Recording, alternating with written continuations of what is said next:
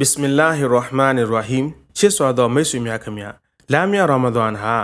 ကျွန်တော်တို့အထဲမှာနေပါနေတဲ့သို့မဟုတ်ကပျောက်ဆုံးနေတဲ့အရေးချင်းတွေတန်ဖိုးတွေကိုပြန်လည်ရယူပိုင်ဆိုင်နိုင်ဖို့အတွက်စ조사ဖို့အကောင်းဆုံးသောလတ်တလားဖြစ်တယ်ဒီအတွက်ကျွန်တော်တို့မှာရှားပါနေတဲ့တရားမျှတတဲ့ရှုမြင်စိတ်နဲ့ပတ်သက်ပြီးတော့ပြီးခဲ့တဲ့အပိုင်း9မှာဟလကာ9မှာအလာရှင်မြတ်ဆွာပေးမှုနဲ့ဒီတရားမျှတခြင်းရှုမြင်စိတ်နဲ့လက်တွေ့တရားမျှတမှုရဲ့အနှစ်သာရတွေအကြောင်းကိုတင်ပြခဲ့တယ်ဒီကနေ့မှာအလ္လာဟ်ဆုဘဟာနာဝါတာလာရဲ့တောက်ဖစ်ပေးမှုနဲ့အစ္စလမ်လူမှုတရားမျှတရေးစနစ်ရဲ့အထင်ရှားဆုံးသောအခြေခံမူတွေရဲ့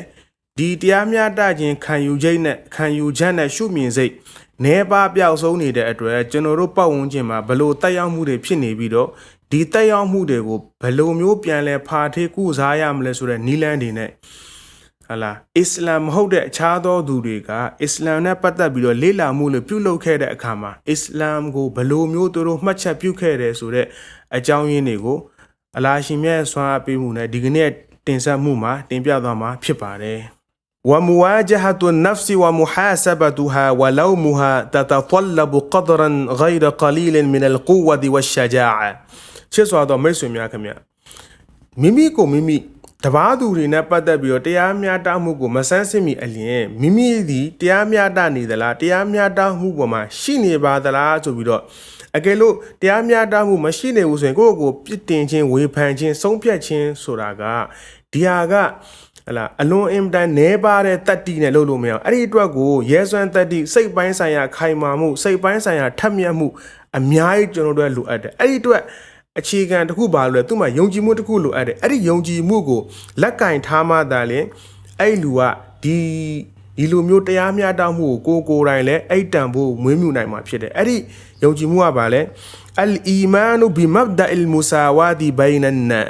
ချစ်စွာသောမိတ်ဆွေများခင်ဗျာလူသားအားလုံးတို့သည်ခတ်သိမ်းသောလူတို့သည်တရားမျှတမှုတွင်ဒန်းတူညီတူရပိုင်ခွင့်ရှိရမည်ဆိုတဲ့ဒီခံယူချက်ဒီမူဝါဒကိုလူတိုင်းကတယောက်တိုင်းမှာဒီအခြေခံမူကိုဆွဲကင်ထားမှသာလျှင်အဲ့လိုဆွဲကင်ထားမှသာလျှင်ဒီတရားမျှတမှုဖော်ဆောင်နိုင်မှာဖြစ်တယ်အဲ့တော့အစ္စလာမ်ရဲ့တမန်တော်လူခတ်သိန်းတို့ကိုတရားလမ်းမှန်ကိုပြပေးတဲ့မဟာတမန်တော်မြတ်ကြီးဆလ္လာလာအလိုင်ဝါဆလမ်ကဘာအမိန့်ရှိတယ်လဲဆိုတော့الذي أرساه نبي الإسلام صلى الله عليه وسلم ورسخه في قوله الناس سواسية كأسنان المشط အဲ့တော့မဟာတမန်တော်မြတ်ကြီးဆလ္လာလာအလိုင်ဝါဆလမ်ကဘာအမိန့်ရှိတယ်လဲဆိုတော့ الناس سواسية ခတ်သိန်းကုန်သောလူတို့သည်ဒန်းတူညီမျှသောအခွင့်အရေးညီတူရှိကြသည်ဆိုလိုတာကလူသားအားလုံးတို့သည်ဒန်းတူဖြစ်ကြသည်ဆိုတဲ့အခါမှာဟလာအဖြူမဲခွဲခြားလို့လည်းမရဘူးဇက်နေဇက်မြင့်ဆိုပြီးတော့ခွဲခြားလို့မရဘူးအုတ်ချုပ်သူနဲ့အုတ်ချုပ်ကန်လူဒန်းစားဘွဲဂုံတူးယာတူးအာနာရှိသူနဲ့မရှိသူဆိုပြီးတော့မြေတိပုံတံမျိုးနဲ့မှာခွဲခြားလို့မရဘူးဒီတန်ဖိုးတွေအကုန်လုံးကိုလူအားလုံးတို့ဒီဆဝါစီရတုဒန်းတူညီမျှစွာပိုင်ဆိုင်ကြမည်ဒန်းတူညီမျှမှုရှိရမည်အဲ့တော့မဟာတမန်တော်ကြီးဆလ္လာလာအလိုင်ဝါဆလမ်ရဲ့ဓလေ့တော်ကအရာတစ်ခုခုကိုရှင်းပြတဲ့အခါတိုင်းမှာအရှိယပုံကိုယ်တွေအရှိယလူကနားလည်လွယ်အောင်ဆိုပြီးတော့တမန်တော်ကြီးဆလ္လာလာအလိုင်ဝါဆလမ်ကဥပမာတွေပုံပမာတွေတင်စားမှုတွေတခါတလေဟလာမြေပုံစံဆွဲချစ်ပြီးတော့အဲ့လိုမျိုးမြင်းချောင်းတွေဆွဲချစ်ပြီးတော့ကောင်ပြောပြလေးရှိတယ်ပမာတွေနဲ့တင်စားလေးရှိတယ်အဲ့ဒီတော့အခုလူသားအားလုံးဒီဒန်းတူညီမျှသောအခွင့်အရေးရှိကြသည်ဆိုတဲ့ဟာကိုနားလည်ဖို့တမန်တော်ဆလ္လာလာအလိုင်ဝါဆလမ်ကဘယ်လိုမျိုးတင်စားလဲဆိုတော့အန်နာဆူဆဝါစီယတုန်ကအစနာန်အလ်မုရှ်တလူတွေအကုန်လုံးဒီဒန်းတူညီမျှကြသည်ဘီတစ်ခုတွင်ရှိသောဘီသွားစိတ်များကဲ့သို့တဲ့အဲ့တော့ဘီတစ်ခုမှာဆိုလို့ရှိရင်အောက်ကဘီအယိုးရှိမယ်အဲ့ဒီဘီအယိုးမှာအပေါ်ကနေပြီးတော့ဘီသွားစိတ်တွေရှိကြတယ်အဲ့တော့ကြည့်လိုက်ကြည့်မယ်ကျွန်တော်တို့ဒီဘီးသွားစိတ်တွေအကုန်လုံးဒီဘီးဒီအသုံးဝင်နေဖို့အတွက်ဒီဘီးသွားစိတ်တွေအကုန်လုံးကညီနေရလိမ့်မယ်တစ်ခုကကြီးနေမယ်တစ်ခုကသေးနေမယ်တစ်ခုကရှည်နေမယ်တစ်ခုကပုနေမယ်အဲ့လိုမျိုးသားဖြစ်နေမယ်ဆိုရင်ကျွန်တော်တို့ဒီဘီးကိုအသုံးပြုလို့မရတော့ဒီဘီးကျွန်တော်တို့အသုံးမဝင်တော့ဒီဘီးအသုံးဝင်ဖို့အတွက်ဘာလို့အဲ့လဲဒီဘီးမှာရှိနေတဲ့ဘီးသွားစိတ်တွေအကုန်လုံးကညီနေရတယ်အကယ်လို့သုံးပါများလို့တချောင်းအကျိုးတချောင်းဝရှိအဲ့လိုဖြစ်ပါလို့ပြန်ပြီးတော့ညှက်ပြတယ်ကျွန်တော်တို့ဒါမှမဟုတ်တိလိုက်တယ်ညီနေမှ तू ကအသုံးဝင်တာအဲ့ဒီပုံစံမျိုးနဲ့တမန်တော်ဆလ္လာလာအလိုင်ဝါဆလမ်ကပြောပြတယ် လူဒီပတ်ဝန်းကျင်တစ်ခုမှာလူတွေအကုန်လုံးရဲ့ဒန်းတူညီမျှမှုဟာဘီတစ်ခုမှာရှိတဲ့ဘီသွားစိတ်လို့ဖြစ်ရမယ်တဲ့ချစ်စွာသောမိတ်ဆွေများခင်ဗျာရှေ့ဆက်ပြီးတော့အီမမ်ကြီးဟာဟာလားဒီတရားမျှတမှုအရေးချင်းနဲ့ပတ်သက်ပြီးတော့နိယာမတစ်ခုပြောပြတယ်အဲ့ဒီနိယာမကဘာလဲဆိုတော့ومن المعلوم أن من يعجز عن مواجهة نفسه والانتصاف منها يعجز عن إنصاف غيره من الناس من باب الأولى လူတယောက်ကမိမိကိုမိမိတရားမျှတမှုကိုပြန်လဲတောင်းဆိုဖို့အတွက်မိမိအတ္တစိတ်ကိုကြော်လွန်ပြီးတော့တရားမျှတမှုကိုဖော်ဆောင်ဖို့အတွက် तू ကမတက်ဆွမ်းတာဖြစ်တယ်ဆိုရင် तू ကတပားသူနဲ့ပတ်သက်ပြီးတော့တရားမျှတမှုကို तू ဘယ်လိုဖော်ဆောင်ပေးနိုင်မှာလဲပထမသူနဲ့ပတ်သက်ပြီးတော့တရားမျှတတဲ့လုပ်ရက်တွေတရားမျှတတဲ့ပြောဆိုချက်တွေ तू ဘယ်လိုလုပ်ပေးနိုင်မှာလဲ तू ကိုယ်တိုင်ကဒီတရားမျှတခြင်းရဲ့အရေးချင်းကိုမပိုင်ဆိုင်တော့ဘူးဆိုရင် तू ဘယ်လိုမျှဘယ်လိုလုပ်ပေးမှာလဲအဲ့ဒီတော့အစ္စလမ်ဒသီတိကပညာရှင်ကြီးတွေရဲ့ဆိုရိုးတစ်ခုရှိတယ်နိယာမတစ်ခုရှိတယ်အဲ့ဒါကဘာလဲဆိုတော့ فاقد الشيء لا يعطيه كما يقول الحكماء ဘာပြောလဲဆို فاقد الشيء لا يعطيه ဟလာမရှိသူတယောက်ကတဲ့ဘာမပေးနိုင်ဘူးတဲ့မရှိခြင်းတစ်ခုကရှိခြင်းတစ်ခုမဖန်တီးပေးနိုင်ဘူးအဲ့ဒီတိုင်းပဲမရှိတဲ့သူတယောက်ကဘာမပေးနိုင်ဘူးတဲ့အဲ့တော့လူတယောက်မှာအရင်ဦးဆုံးတော့သူ့ကိုယ်တိုင်မှာသူ့ကိုယ်သူဆုံးဖြတ်နိုင်တဲ့သူ့ကိုယ်သူပြန်လဲစမ်းစစ်တဲ့အီရှင်တရားမျှတမှုကိုကိုစိတ်နဲ့ကိုအတ္တနဲ့ပြန်စန့်ကျင်ပြီးတော့ပြန်လဲတောင်းဆိုတဲ့အီရှင်ရှိရမယ်အဲ့ဒီလူကတည်းကတပားသူတွေကို तू ပြောတဲ့နေရာမှာမျှတမယ် तू လုပ်တဲ့နေရာမှာမျှတလိမ့်မယ်ရှေ့စွာတော့မိတ်ဆွေများခင်ဗျာဒီအဲ့တော့တရားမျှတမှုပျောက်ဆုံးတဲ့အတွက်နဲပါတဲ့အတွက်ရှားပါတဲ့အတွက်ကျွန်တော်တို့ရဲ့ဒီကနေ့ပတ်ဝန်းကျင်မှာဘယ်လိုမျိုးတက်ရောက်မှုတွေဖြစ်နေတဲ့ဟာကိုဆက်ပြီးတော့ပြောပြတယ်وبسبب من غياب هذا الخلق العظيم انتشر في حياتنا المعاصرة هذا النوع من الذين يأخذون ولا يعطون ဒီလိုတန်ဖိုးကြီးလာတဲ့တရားမျှတခြင်းရဲ့ဒီဂုံကြီးကဒီတန်ဖိုးကကျွန်တော်တို့ရဲ့ဒီကနေ့ခေတ်မှာဒီကနေ့တိုးတက်နေတဲ့ခေတ်မှာပျောက်ဆုံးနေတဲ့အတွက်ကြောင့်မို့လို့မြောင်များစွာသောလူအမျိုးသားတွေကိုများပြားလာတာကိုတွေ့ရတယ်ဘယ်လိုမျိုးတွေလဲယခုဒူန်ဝလာယူအတူန်မိမိရဲ့ရပိုင်ခွင့်နဲ့ပတ်သက်ရင်အပြည့်အဝယူကြမယ်ဟလာမိမိပေးစရာရှိတဲ့ရပိုင်ခွင့်တွေကြရင်လေးလီရှုတာကြတယ်ယူဖို့ပဲသိမယ်ပေးဖို့အတွက်ကိုလုံးဝမသိကြဘူးလေးလီရှုကြတယ်အဲ့ဒီအတိုင်းပဲويبصرون أخطاء الناس وتقضى عيونهم عن أخطاء غيرهم တပားသူရဲ့မှားယွင်းမှုတပားသူရဲ့အမှားနဲ့ပတ်သက်ပြီးတော့မြင်တတ်ကြတယ်မိမိအမှားနဲ့ပတ်သက်ပြီးတော့လစ်လျူရှုကြတဲ့လူတန်းစားတွေလူအမျိုးသားတွေအဲ့ဒီအတိုင်းပဲ ويطلبون أن يعتذر إليهم ولكن لا يعتذرون لأحد အဲ့ဒီအတိုင်းပဲတခုခုဆိုရင်သူတို့ကိုတောင်းပန်တာကိုပဲသူတို့ကလိုလားကြတယ်ဒါပေမဲ့သူတို့ကကြတော့မြည်သည့်နီးနဲ့မှာတခြားလူကိုပြန်ပြီးတော့တောင်းပန်တာဝန်ချတာဝန်ခံပြီးတောင်းယူပြီးတော့လုံးဝမလုပ်ကြတဲ့အမျိုးအစားတွေကိုလည်းတွေ့များလာရတယ်ويعترفون عن الآخرين بينما يعجزون عن الاعتراف على أنفسهم وهم حين يخطئون يجهدون أنفسهم في اختلاق المعاذير والعلل التي تسوغ لهم أخطاءهم وجرائمهم وظلمهم للعباد အဲ့ဒီအတိုင်းပဲဟာလားတပားသူတွေနဲ့အမှားနဲ့ပတ်သက်လို့ရှိရင်ပြဝထောက်ပြပြောဆိုကြတယ်ထောက်ပြကြတယ်ဒါပေမဲ့မိမိတို့ရဲ့မှားယွင်းမှုတွေနဲ့ပတ်သက်ပြီးဆိုတဲ့ခါကျရင်လုံးဝလစ်လျူရှုထားကြတယ်ဟာလားတချို့တော့အမျိုးအစားတွေဆိုတဲ့ခါကျလို့ရှိရင်ဟာလားတခြားသူနဲ့ပတ်သက်ပြီးတော့နစ်နာမှုတွေဇွလုံတွေသူတို့နဲ့ပတ်သက်ပြီးတော့ကျူးလွန်မှုတွေသူတို့နဲ့ပတ်သက်ပြီးတော့ဟာလားလူတချို့နဲ့ပတ်သက်ပြီးတော့မှားယွင်းမှုဖြစ်ခဲ့တယ်ဒါပေမဲ့သူတို့ရဲ့ဒီအမှားကိုသူတို့ဟာလားဖုံးကွယ်ဖို့အတွက်ကိုဘယ်လိုမျိုးအားသွန်ခွန်ဆိုင်ကြိုးစားကြလဲဆိုတော့သူတို့မှားယွင်းတဲ့ဒီလောက်ရက်တွေအကုန်လုံးကမှန်တရားလျှော့ကန်တရားမြောင်များစွာသောအကြောင်းပြချက်တွေစင်ကြေစင်လက်တွေကိုကြိုးစားပြီးတော့ဖန်တီးကြတယ်တဲ့အဲ့တော့ဘာလို့ဖြစ်လို့သူတို့အဲ့လိုလုပ်ကြတာလဲကိဘရန်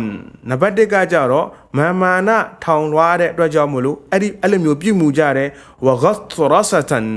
နောက်တစ်ခုကကြတော့မိမိကိုမိမိအထင်ကြီးလွန်းခြင်းမိမိကိုမိမိဟလာမိမိဒီသားလေးမြက်တယ်ဆိုပြီးတော့ကိုယ့်ကိုအထင်ကြီးလွန်းခြင်းတွေတက်ကြောင်မလို့တခုခုမှားယွင်းမိတယ်ဆိုတဲ့ခါကြလို့ရှိရင်ဝန်ခံဖို့တောင်းယူဖို့အတွက်ကိုတွန့်ဆုတ်ကြတယ်လစ်လျူရှုကြတယ်အဲ့ဒီအတိုင်းပဲ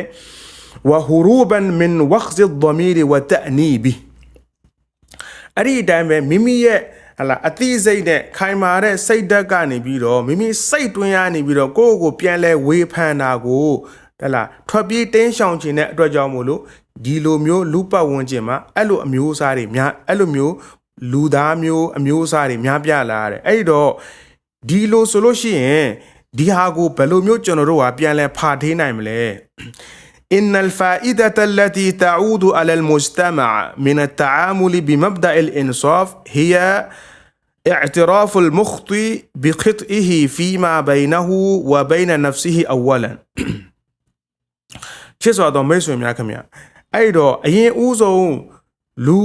သားတိုင်းဟလာမိုမင်တိုင်းကအရင်ဦးဆုံးတရားမျှတခြင်းကိုလက်ကင်ထားလိုက်ပြီးဆိုတဲ့အခါကျရင်အဲ့ဒီအကျိုးသက်ရောက်မှုက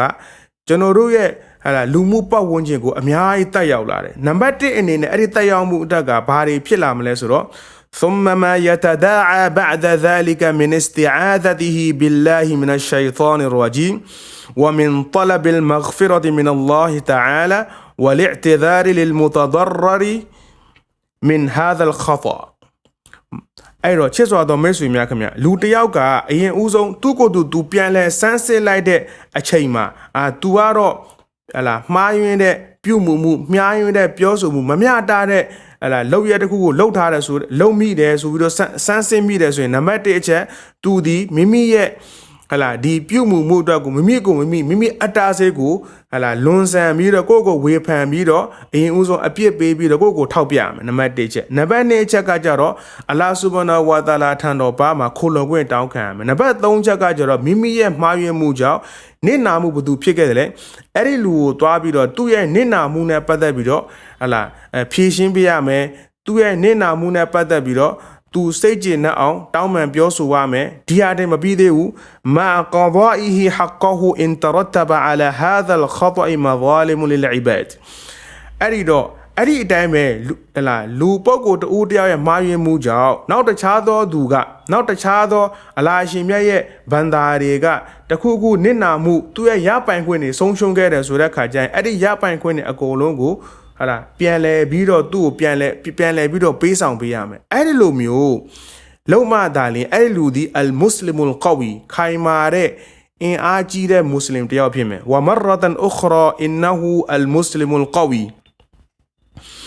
الذي يحاسب نفسه على خطئها قبل أن يحاسب الآخرين على أخطائهم အဲ့လိုမျိုးလူကဟလာနောက်တစ်ဖန်ပြန်ပြီးတော့တပါးသူတွေရဲ့အမားကိုပြန်လဲစမ်းစစ်မှုမပြုတ်မီအလျင်မိမိရဲ့အမားကိုပြန်လဲ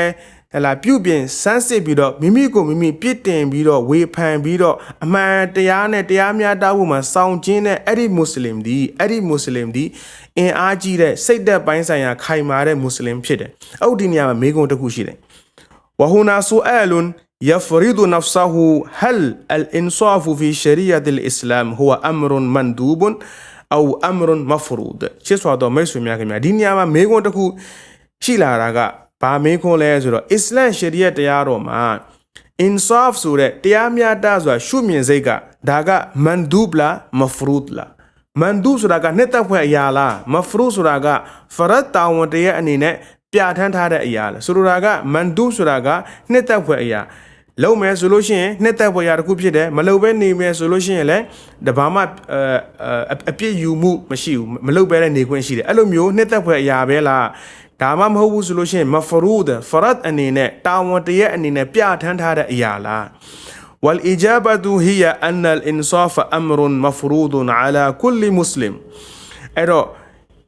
ရှရီယတ်တရားတော်မှာမွတ်စလင်တိုင်းအတွက်အမျိုးသားဖြစ်စေအမျိုးသမီးဖြစ်စေလဲနေလေအောင်မြင်းဆောင်မကြအားလုံးတို့အတွက်ဒီတရားမျှတတဲ့ရှုမြင်စိတ်နဲ့အလက်တွေ့ကြတရားမျှတမှုကိုဖော်ဆောင်ခြင်းဒီမွတ်စလင်တိုင်းအတွက်ဖရဒ်မပြုတ်မနေရတာဝန်တရားဖြစ်တယ်والقرآن والحديث مملوءان نهيا ووعيدا للمظالم والظلم كما عرفنا هو نقيض العدل والعدل هو الإنصاف အဲ့တော့ကျမ်းတော်မြတ်ကုရ်အာန်နဲ့ဟာဒီစ်မှာဇာလင်မတရားမှုပြုတာနိုင်လိုမင်းတမှုပြုတဲ့ဇာလင်နဲ့ပတ်သက်ပြီးတော့ဒီလိုမျိုးမပြုလုပ်ဖို့အတွက်တားမြစ်ချက်တွေပြင်းထန်တဲ့ ပြစ်တင်ချက်တွေပြင်းထန်တဲ့တားမြစ်ချက်တွေကိုကုရ်အာန်နဲ့ဟာဒီသ်မှာပြည့်နှက်နေတယ်အဲ့ဒီတော့အခုကျမ်းတော်မြတ်ကုရ်အာန်မှာလူခတ်သိမ်းသောသူတို့အတွက်ဒီတရားမျှတမှုနဲ့ပတ်သက်တဲ့အခြေခံမူတစ်ခုကိုကုရ်အာန်ကရှင်းရှင်းလင်းလင်းပြဋ္ဌာန်းထားတဲ့မူတစ်ခုရှိတယ်အဲ့ဒီမူကဘာလဲဆိုတော့والمسلم مأمور بالإنصاف والعدل مع المسلم ومع غير المسلم ومع صديقه وعدوه سواء بسواء အဲ့တော့မွတ်စလင်တယောက်အတွက်ကမွတ်စလင်တယောက်ကမိမိမွတ်စလင်အချင်းချင်းနဲ့တာမကမွတ်စလင်မဟုတ်တော့သူအများအတွက်တော်၎င်းအဲ့ဒီအတိုင်းပဲမိမိရဲ့ချစ်လာစွာတဲ့မိတ်ဆွေတငယ်ချင်းရောင်းရင်းဒီနဲ့တာမကမိမိရဲ့ရန်သူများနဲ့ပါတရားမျှတမှုရှုမြင်စိတ်နဲ့တရားမျှတခြင်းလက်တွေ့ဖော်ဆောင်ခြင်းတွေကိုလုပ်ဖို့အတွက်မွတ်စလင်တွေကိုပြဋ္ဌာန်းထားတဲ့အမိန့်ပေးထားခြင်းခံရတယ်ဒါကိုကျမ်းတော်မြတ်ကုရ်အာန်မှာအလွန်အင်မတန်ထင်ရှားတဲ့ပြရုပ်တစ်ခုအနေနဲ့အသင်တို့ကစစ်တလင်းမြေမှာရန်သူတွေနဲ့ဟာလာစစ်တိုက်နေတဲ့အခါမှာတောင်မှတရားမျှတခြင်းကိုလှုံ့ဆော်မှုအတွက်ကိုကျမ်းတော်မြတ်ကုရ်အာန်ကထင်ရှားစွာပြတ်သားစွာနဲ့တရားမျှတခြင်းဆိုတဲ့စီကံကိုမြည်သည့်ချွင်းချက်နဲ့မှမပြစ်ပယ်ဖို့အတွက်ကုရ်အာန်ကအခုလိုမျိုးအမိန့်ရှိတာတဲ့ဆူရာဘကရာအာယတ်နံပါတ်190မှာအလ္လာဟ်ဆုဘဟာနဟူဝါတာလာအမိန့်ရှိတာတဲ့وقاتلوا في سبيل الله الذين يقاتلونكم ولا تعتدوا إن الله لا يحب المعتدين الله سبحانه وتعالى بامشي دالي سورة وقاتلوا في سبيل الله الذين يقاتلونكم အသင်တို့ကိုစတင်ပြီးတော့အလာရှင်မြတ်လမ်းတော်မှာဟလာစစ်မှတ်ပြန်ဆိုင်တိုက်ခိုက်လာတဲ့သူတွေကိုပြန်လည်တိုက်ခိုက်ကြပါမိမိကိုစစ်မှတ်တိုက်ခိုက်လာတဲ့သူတွေကိုပြန်လည်တိုက်ခိုက်ကြပါဒါပေမဲ့အဲ့ဒီလိုမျိုးပြန်လည်တိုက်ခိုက်ကြတဲ့အခါမှာဝလာတာတာဒူ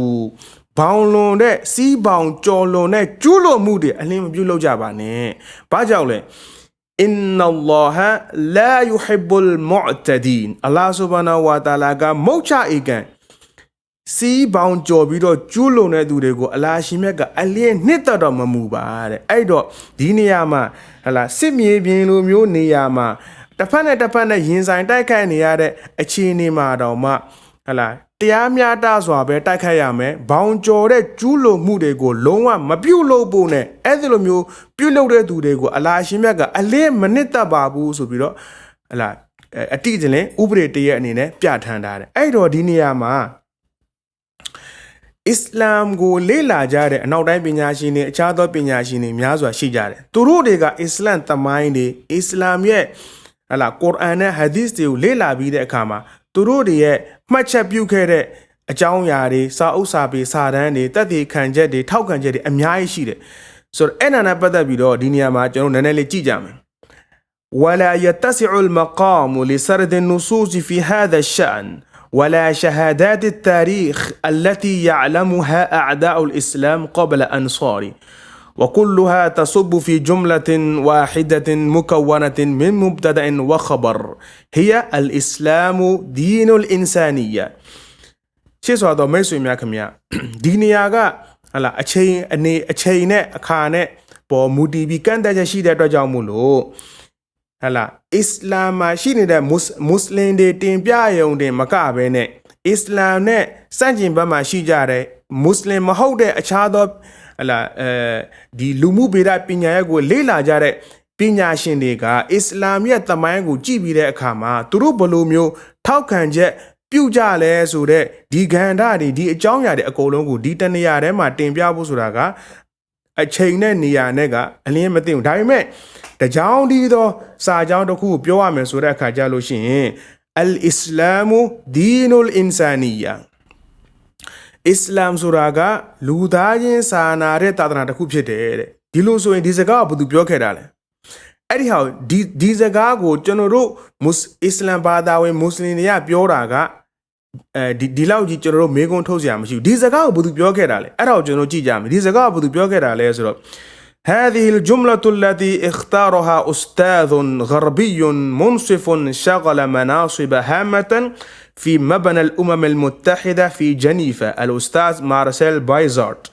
ووضعها عنوانا لمؤلفه القيم الإسلام دين الإنسانية